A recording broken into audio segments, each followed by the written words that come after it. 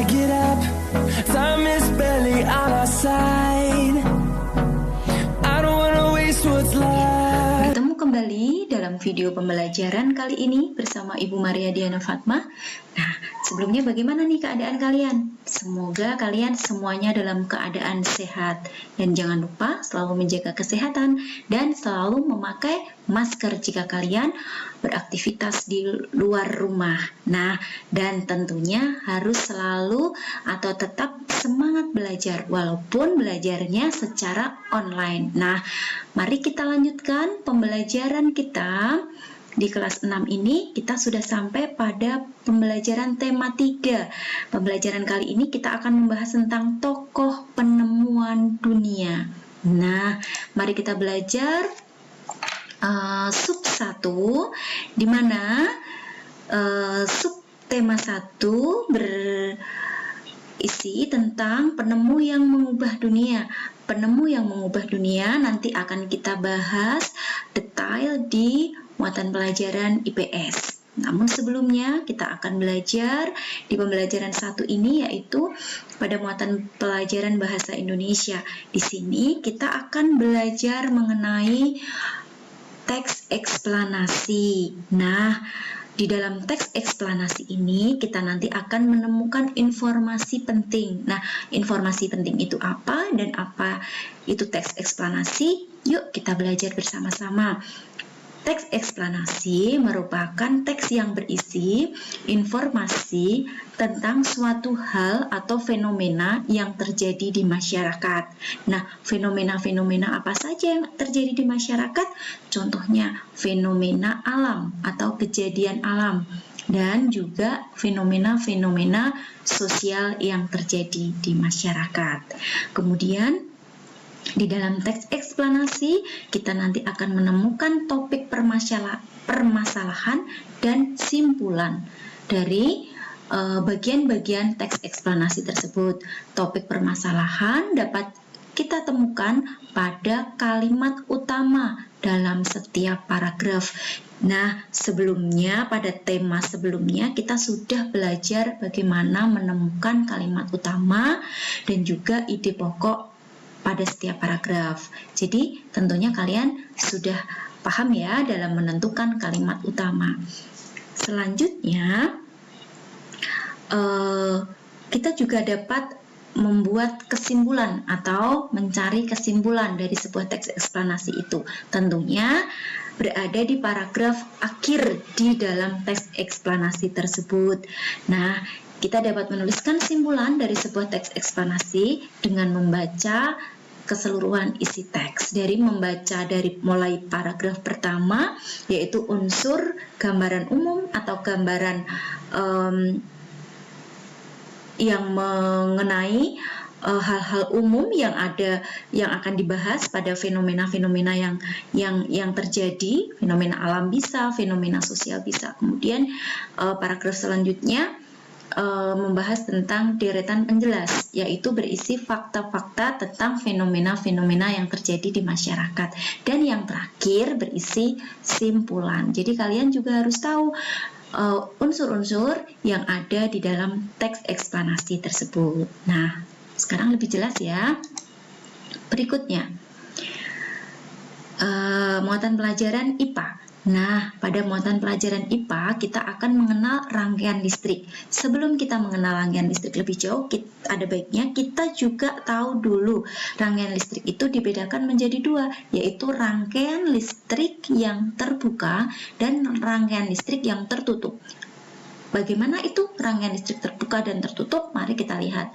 Nah, di sini kita lihat ada suatu rangkaian listrik. Nah, rangkaian listrik ini terlihat ada suatu sambungan kabel yang terbuka atau terputus. Nah, inilah yang disebut rangkaian listrik terbuka.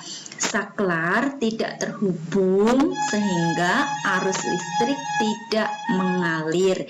Ini yang dinamakan rangkaian listrik terbuka. Yang kedua, rangkaian listrik tertutup. Rangkaian listrik tertutup di mana saklar terhubung sehingga arus listrik dapat mengalir ke lampu-lampu yang ada. kemudian tersambung dan akan dapat menyalakan lampu-lampu yang ada di sini. Nah, pada pembahasan kali ini kita akan membahas lebih jauh tentang rangkaian listrik tertutup. Mari kita belajar rangkaian listrik tertutup. Nah, rangkaian listrik tertutup tadi yang mana arus listrik itu terhubung, nah dibedakan menjadi dua, yaitu rangkaian seri dan rangkaian paralel. Nah, rangkaian seri adalah rangkaian yang disusun secara seri atau secara berderet dan tidak bercabang aliran listriknya. Nah, kita bisa lihat ini dari sumber listrik, kemudian ada saklar di sini on off, ini untuk menyambung dan memutus arus listrik. Kemudian ada kabel yang menghubungkan ke lampu 1, kemudian ke lampu 2 dan kembali ke kutub negatif dari baterai ini. Dan ini merupakan rangkaian tertutup yang mana disusun secara seri atau secara berjajar atau secara berurutan. Jelas ya di sini. Nanti kita akan mempelajari lebih lanjut mengenai ciri-ciri rangkaian seri atau kelebihan dan kekurangannya. Nah, kita lanjutkan. Di sebelah kanan ini adalah rangkaian paralel. Rangkaian paralel perbedaannya di sini memiliki percabangan. Nah, di sini ya percabangannya. Jadi rangkaian yang disusun secara bercabang aliran listriknya. Tentunya pada rangkaian paralel ini lebih rumit instalasinya dibandingkan rangkaian seri. Ini lebih sederhana.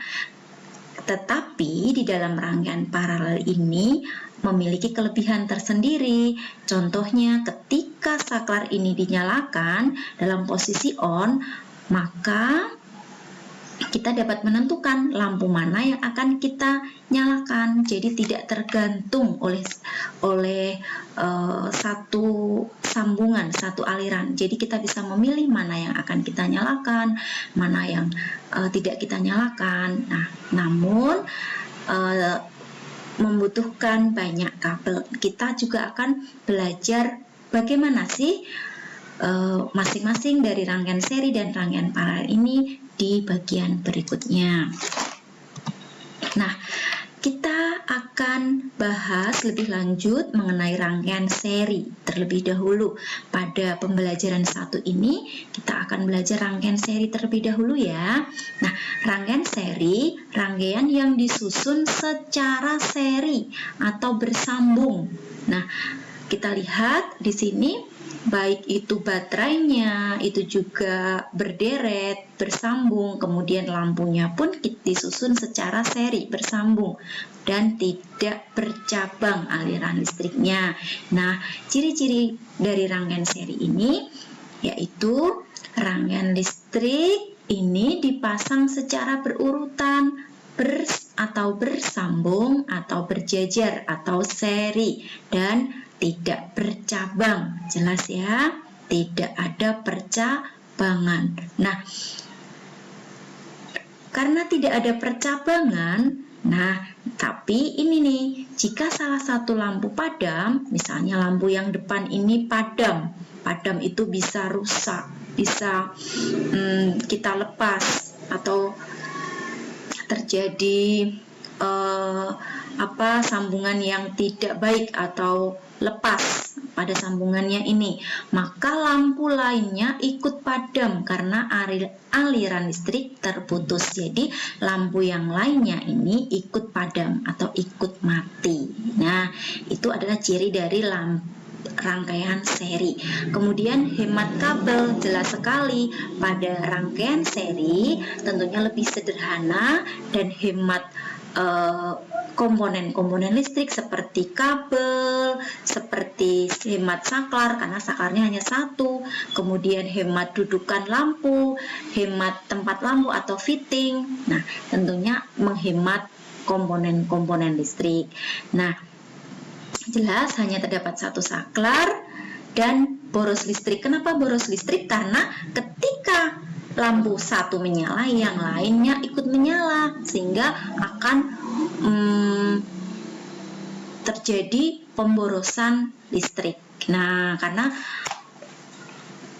kita tidak bisa memilih nih mana yang akan kita nyalakan, sehingga semuanya kalau kita nyalakan semua ikut menyala, sehingga pemborosan dalam hal penggunaan daya listriknya. Nah, di sini ada kekurangan juga nih, berpijar tidak sama terang. Tentunya yang paling depan lampu, deretan lampu ini yang paling terang, kemudian yang paling belakang ini agak redup, tampak redup begitu. Ini adalah ciri-ciri dari rangkaian seri. Jelas ya? Kemudian kita masih di pembelajaran 1 di muatan pembelajaran IPS. Di sini kita akan mengenal nanti perubahan-perubahan yang terjadi ketika ada sebuah penemuan besar. Nah, dan kita akan belajar tokoh-tokoh penemu dunia tersebut. Nah, mari kita belajar lebih lanjut ya. Penemuan baru membawa perubahan sosial budaya di masyarakat. Jelas sekali, perubahan sosial budaya. Contoh, ketika ditemukan bohlam lampu atau lampu pijar ini dan ditemukannya listrik, maka kehidupan masyarakat, kehidupan sosial budayanya juga mengalami perubahan. Perubahan dalam hal perilaku, sikap, nilai-nilai, dan tata kehidupan di masyarakat itu. Misalnya, kehidupan yang tadinya masih tradisional berubah menjadi kehidupan yang lebih modern dengan menggunakan alat-alat elektronik. Karena sudah ada listrik, maka banyak sekali alat-alat elektronik yang memudahkan manusia dalam kehidupan sehari-hari. Contoh, sekarang belajar juga tidak harus pada siang hari, tidak tergantung pada cahaya matahari, namun kita bisa lakukan pada malam hari karena sudah ada listrik dan sudah ditemukannya lampu pijar atau lampu bohlam. Kemudian pada kegiatan kehidupan sehari-hari, contoh memasak, yang dahulu memasak dengan kayu bakar, sekarang menggunakan penanak nasi atau magicom. Nah, kemudian banyak lagi ya, yang dahulunya setrika masih memakai setrika setrika dari arang itu ya. Setrika tradisional, sekarang kita menggunakan setrika listrik. Nah, hal-hal penemuan-penemuan itu tadi membawa perubahan di kehidupan sosial budaya masyarakat. Nah, salah satu penyebab terjadinya perubahan sosial adalah adanya penemuan-penemuan baru di masyarakat. Nah, ini siapa ini? Tokoh dunia yang menemukan lampu pijar. Betul sekali, ini adalah Thomas Alva Edison, merupakan penemu lampu pijar yang pertama kali. Nah, yang perlu kita contoh dari seorang tokoh ini, dari Thomas Alva Edison ini adalah hanya mampu atau menyelesaikan pendidikan formal itu hanya sekitar 3 bulan, dan selebihnya belajar bersama ibunya di rumah. Namun memiliki tekad yang kuat, kemauan yang besar, serta rasa ingin tahu yang tinggi, sehingga melakukan berbagai percobaan sendiri di rumah. Nah, tentunya dengan dukungan orang tua. Nah, dari situ dengan perjuangannya ini menemukan lampu pijar yang pertama kali hanya mampu hidup dalam waktu 40 jam. Nah, sekarang sudah berkembang bahwa lampu pijar yang ada sekarang ini sudah bisa kita pakai dalam jangka waktu yang lama. Bahkan ada yang bisa diperbaiki kembali ketika lampu pijar atau bohlam itu rusak. Nah, itulah perkembangan penemuan yang terjadi. Nah, penemuan beliau ini sangat mengubah kehidupan sosial di masyarakat.